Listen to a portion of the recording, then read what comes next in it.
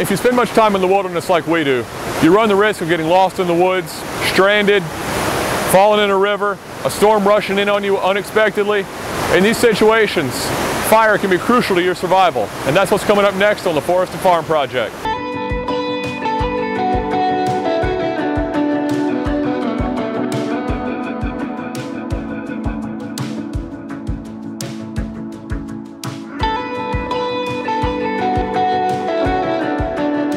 Hey guys, Brian here with the Forest to Farm Project. Bushcraft and wilderness survival has long been a passion of mine. It started out when my dad would take me out in the woods when I was really little. We'd follow a creek for miles, build a little bitty campfire, heat up a can of SpaghettiOs over the fire. We had a ton of fun in the woods. We were always roaming the wilderness around our house. It was the best part of my childhood.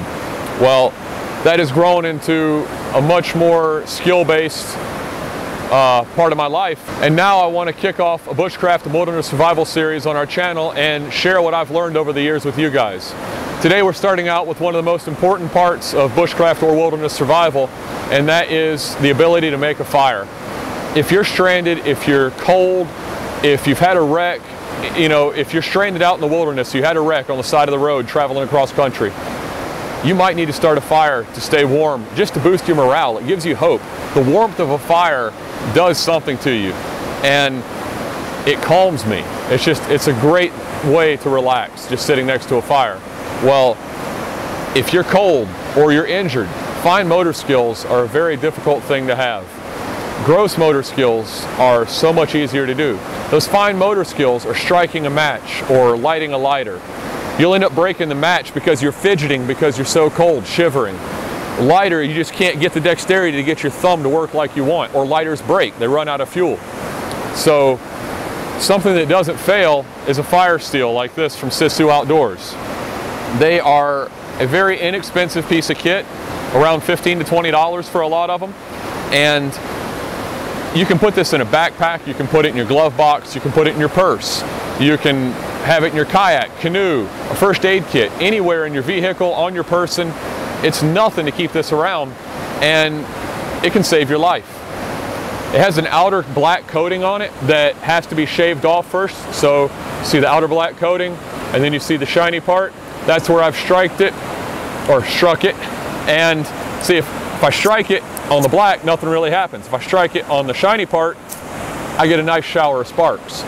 And once you get down to that level, you're good to go. SISU Outdoors is a small family business that recently started in Utah.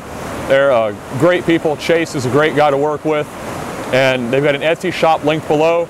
I'll also link their Instagram page. They've got some beautiful pictures, and they're just really good people. As you know, on our channel, we love to support small family businesses, and they're great people to work with.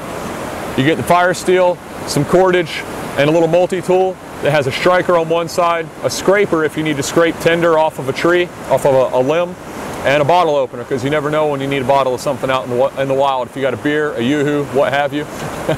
In this video, we're not going to go into a lot of detail on gathering fire building materials and how to properly build a fire. We just want to show you the effectiveness of this awesome FireSteel. Later on, we're going to do some videos showing you how to build a fire, what materials work best, and various methods of building fires, as well as we'll take you out when it's pouring rain and build a fire for you in the rain. It's a lot of fun, a great learning experience, and you get soaking wet. What's better, right?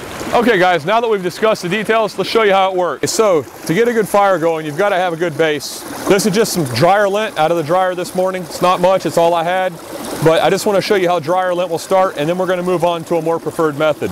All right, let's see how it works.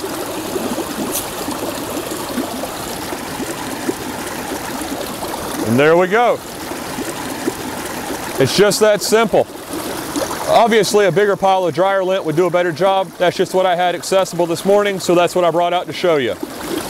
Now, a more preferred method, but a much messier method, is a petroleum jelly ball. That's a cotton swab that you've basically impregnated with Vaseline. The cotton acts as a wick for this, and the Vaseline is the fuel. The Vaseline makes it where you can get a fire built around it before it burns out. Makes it a very slow burn.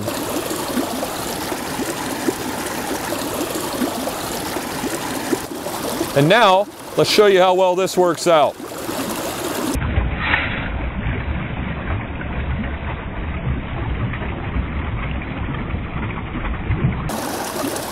Now, I've got time to get a nice hot fire going very simply. All it took was one strike. So guys, as you can see, this FireSteel does a phenomenal job. Gives you an excellent shower of sparks, instantly starts that fire up, and these cost next to nothing. It's an excellent thing to keep on hand, have a spare in your car, in your backpack, in a canoe or kayak. Whatever you're doing, you never know when you're going to need to start a fire. Hope this has helped you guys out, showed you something new, or reinforced what you already knew. Go check out SISU Outdoors, great small family company to work with, and they got some awesome products coming.